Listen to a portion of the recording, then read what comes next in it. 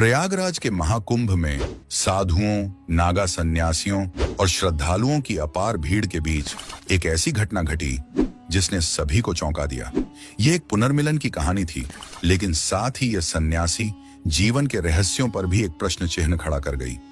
धनबाद जिले के श्यामनगर गांव की 50 वर्षीय धनवती देवी अपने दो बेटों कमलेश और विमलेश के साथ प्रयागराज के महाकुंभ में गंगा स्नान के लिए आई थी। वर्षों से उनके जीवन में पति के खो जाने का दर्द था, लेकिन उन्होंने कभी उम्मीद नहीं छोड़ी थी। जब वह गंगा स्नान करके बाहर निकली तो उनकी नजर एक अघोरी बाबा पर पड़ी। बाबा के चेहरे पर गहरी झुर्रियां थीं, उनकी आंखें स्थिर और निर्विकार थीं, सिर के बाल जटाओं में उलझे हुए थे और शरीर पर केवल भस्म लिपटी हुई थी। धनवती देवी एक तक उस अघोरी को देखती रही, कभी उनकी आंखों में झांकती तो कभी टूटे बाएं हाथ, ललाट पर गहरे निशान और आगे के उभरे दांतों को निहारती। उनके चेहरे की भावनाएं अचानक बदलने लगीं, आंखों में अविश्वास, फिर विस्मय और फिर अश्रुओं का सैलाब। उनकी रुलाई फूट पड़ी, ये मेरे पति हैं। उनके इस वाक्य ने वहां खड़े सभी लोगों को स्तब्ध कर दिया। बेटे कमलेश और विमलेश ने चौंक कर मां की ओर देखा। गंगा सागर यादव, जो घर से निकले फिर कभी लौटे नहीं। यह कहानी 27 साल पहले साल 1998 में शुरू हुई थी।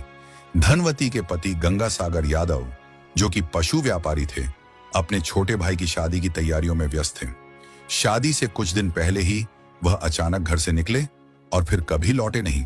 धनवती उस समय 4 महीने की गर्भवती थी।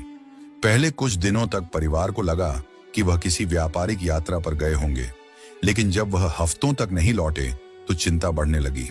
परिवार ने पुलिस में गुमशुदगी की रिपोर्ट लिखवाई। पटना से लेकर झारखंड तक उनकी तलाश की, लेकिन उनका कोई सुराग नहीं मिला। गांव वालों ने मान लिया कि वह किसी दुर्घटना का शिकार हो गए होंगे या फिर कहीं लूटपाट में मारे गए होंगे, लेकिन धनवती को हमेशा विश्वास था कि उनका पति जीवित है। उन्होंने अपने सिंदूर को कभी नहीं छोड़ा और अपने दोनों बेटों को पाल पोस कर बड़ा किया। उन्होंने गरीबी के बावजूद अपने बच्चों को पढ़ाया और मेहनत करके उन्हें इस काबिल बनाया कि वे खुद अपने पैरों पर खड़े हो सकें।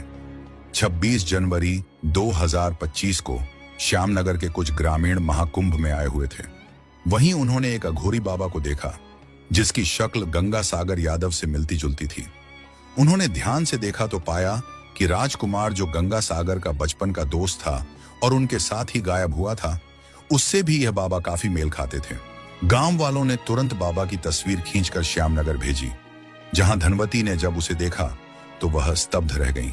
उन्होंने तस्वीर देखते ही कहा, ये मेरे पति हैं।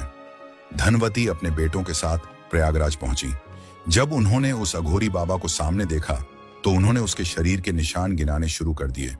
टूटा हुआ बायां हाथ, ललाट का गहरा घाव और उभरे हुए सामने के दांत।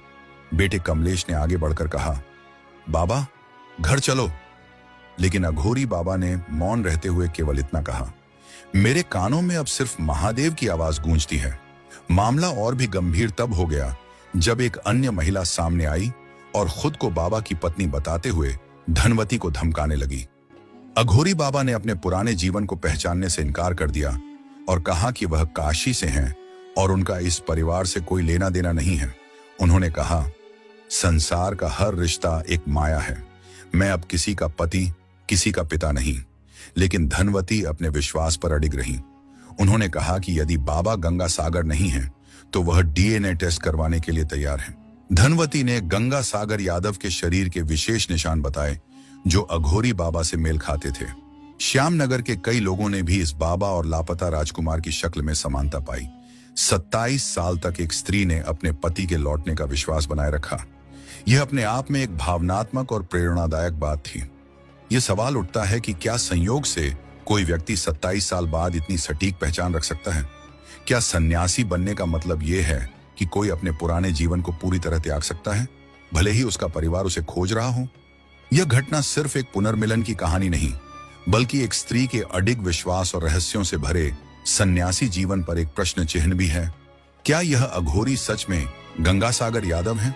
क्या एक व्यक्ति अपने अतीत से इस हद तक अलग हो सकता है कि अपने परिवार को भी न पहचाने? अभी डीएनए जांच की प्रक्रिया जारी है, लेकिन तब तक यह सवाल बना रहेगा, 22 साल बाद क्या सच में एक खोया हुआ पति अपनी पत्नी के सामने खड़ा था।